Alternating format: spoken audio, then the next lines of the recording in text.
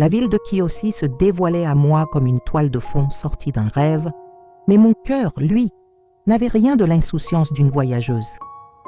Chaque pas sur cette terre inconnue résonnait avec la prière que je n'avais cessé de murmurer depuis que la vision m'avait frappé au cœur. La vision de Manuela, ma fille innocente et dodue dans une ville lointaine, et la promesse de la retrouver. J'étais ici, non pas par choix, mais par la volonté de celui que je servais désormais, le Dieu de la lumière. Il m'avait conduit sur ce chemin, loin de Yaoundé, loin des bruits de ma vie passée, pour une mission ultime, sauver mon enfant et à travers elle, me sauver moi-même. Je me suis glissée dans le village avec la discrétion du nombre. Mes vêtements simples et amples me cachaient des regards curieux et le foulard que je portais sur la tête dissimulait les dernières cicatrices qui marquaient mon visage, souvenir d'un combat brutal. Je n'étais plus la Maïra d'avant, celle qui marchait avec une arrogance due à la puissance que je pensais détenir. J'étais une femme brisée, humble, qui ne comptait que sur la grâce d'un Dieu tout-puissant. Je cherchais la maison que j'avais vue en rêve, un lieu où la lumière et les ténèbres semblaient se disputer un territoire. Les rues de Kiyoshi étaient animées, mais je sentais une tension spirituelle palpable.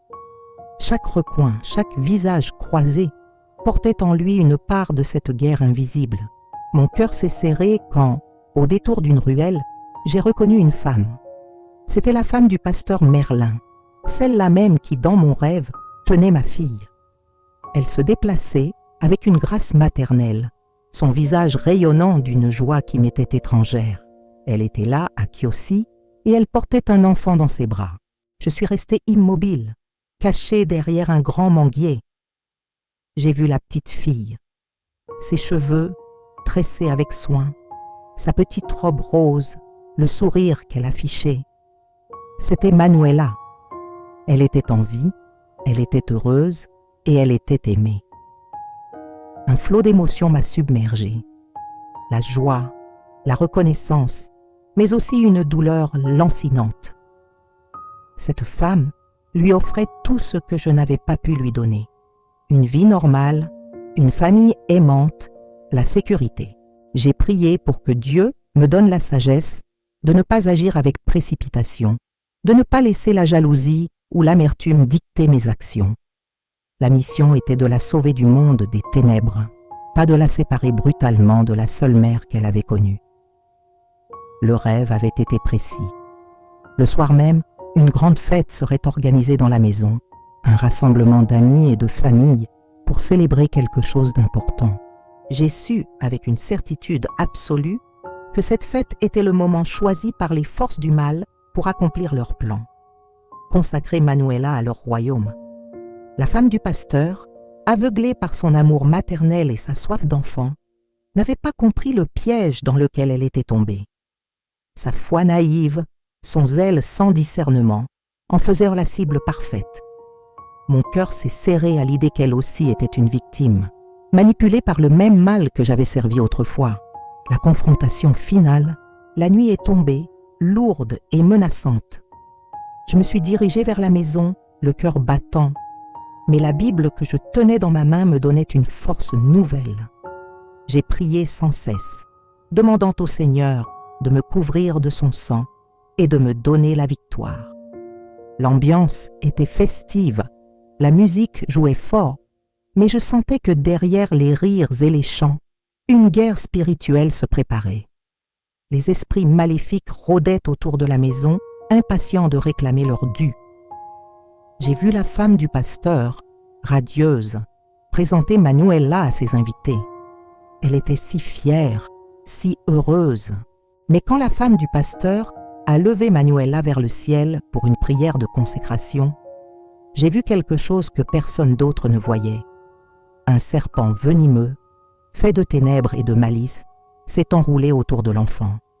Il n'était pas là pour la bénir, mais pour la marquer, pour la lier au monde des ténèbres. C'était le moment.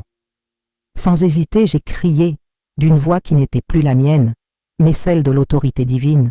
Au nom de Jésus-Christ de Nazareth, je t'ordonne, esprit de mensonge et de sorcellerie, de lâcher cet enfant. Sors de cette maison, sors de ce lieu et ne reviens jamais. Le serpent s'est déformé. Il a laissé échapper un cri strident que seul moi et les forces spirituelles pouvaient entendre. Les invités, eux, ont été pris de panique. La musique s'est arrêtée. La lumière s'est mise à vaciller. La femme du pasteur a regardé Manuela, puis moi, ses yeux remplis de confusion et de peur. J'ai continué à prier, en basculant mon esprit dans la dimension spirituelle. Le feu de Dieu a envahi la maison. Les esprits ont hurlé, brûlés par cette lumière à laquelle ils ne pouvaient résister. J'ai marché vers la femme du pasteur qui tenait Manuela dans ses bras et j'ai posé ma main sur son épaule. J'ai prié pour sa libération, pour que le voile de l'aveuglement qui la recouvrait tombe enfin. Le pasteur Merlin est apparu, l'air perdu, les yeux remplis de larmes. Sa femme venait de tomber comme un sac de patates. Je suis allée vers lui, avec douceur, et lui ai expliqué que tout allait bien. Il avait perdu le contrôle, mais Dieu était au contrôle.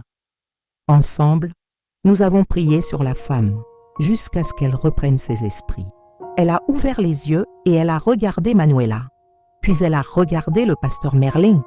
Puis elle m'a regardé en me demandant de l'aide. J'ai compris dans son regard qu'elle se sentait libérée.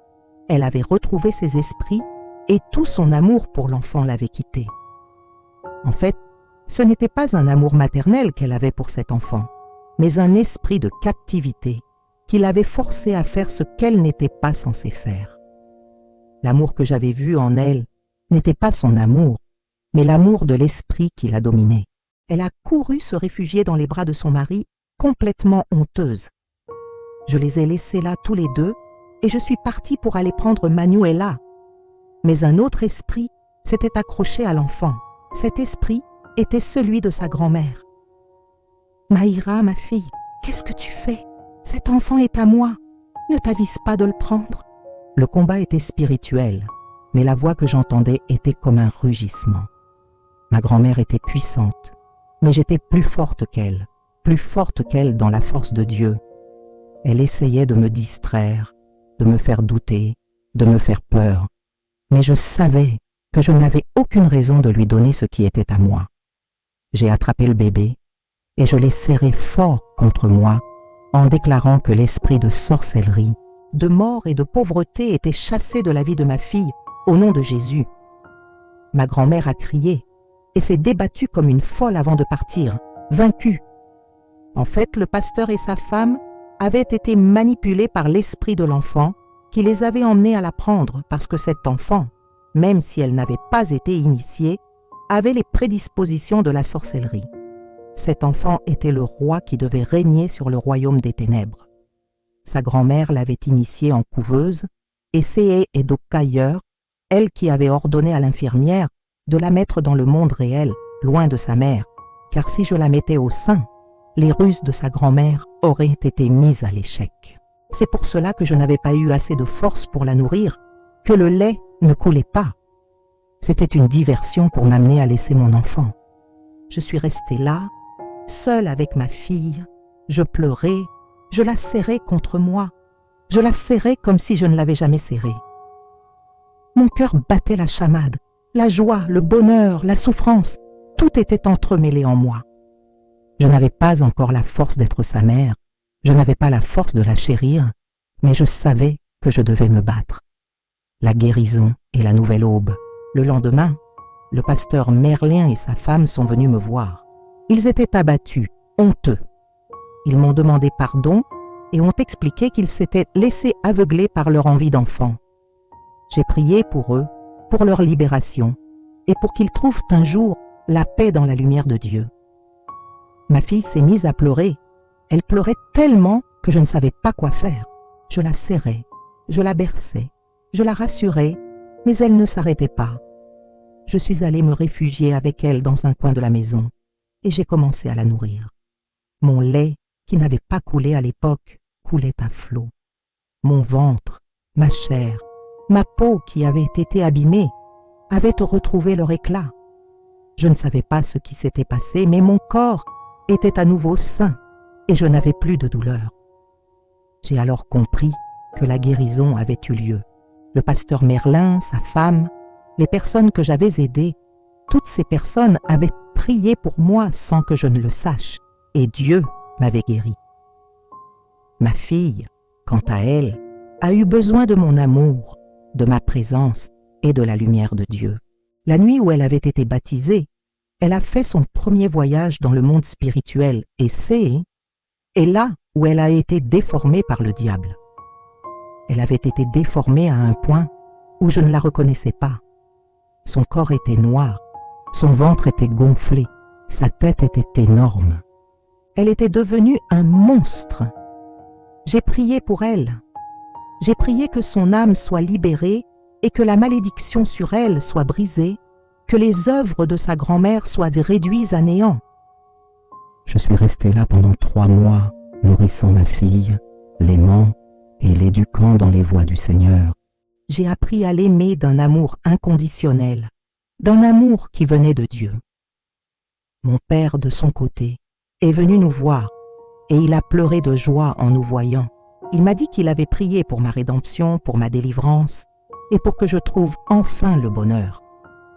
La vie a repris son cours, mais elle n'était plus la même.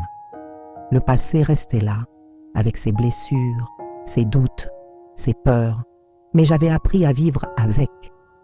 Les souvenirs douloureux de Manu, de ma grand-mère, de Joël, de toutes les victimes de mon ancienne vie, ne cessaient de me hanter. Mais je savais que je devais me battre pour eux, pour que leur souffrance ne soit pas vaine. J'ai pris la décision de me battre pour eux, de continuer l'œuvre de Dieu. J'ai compris que mon histoire, loin d'être une honte, était un témoignage de la grâce divine. Je ne pouvais plus retourner à ma vie d'avant, je ne pouvais plus être une femme normale, mais je pouvais être une servante de Dieu, une guerrière de lumière. Mon cœur était guéri, mon âme était purifiée et ma foi était plus forte que jamais. Un nouveau commencement. Je n'ai pas récupéré la dague, ni le livre du pasteur Merlin. Je n'en avais pas besoin.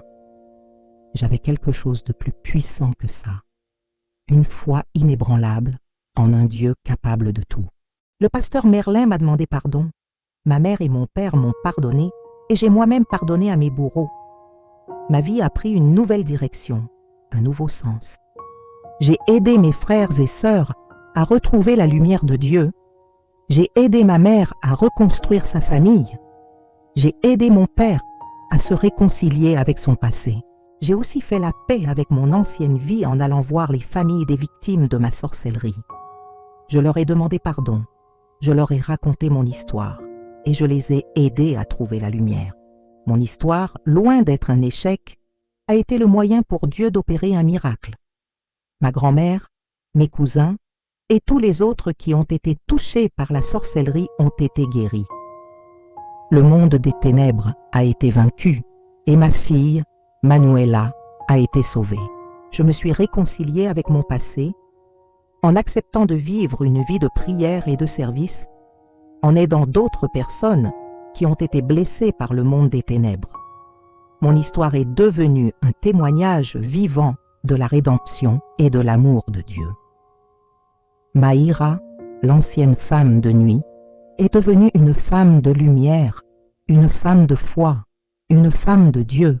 Son histoire, loin d'être un échec, est un témoignage de la grâce divine, une promesse que même dans les ténèbres les plus profondes, la lumière peut briller.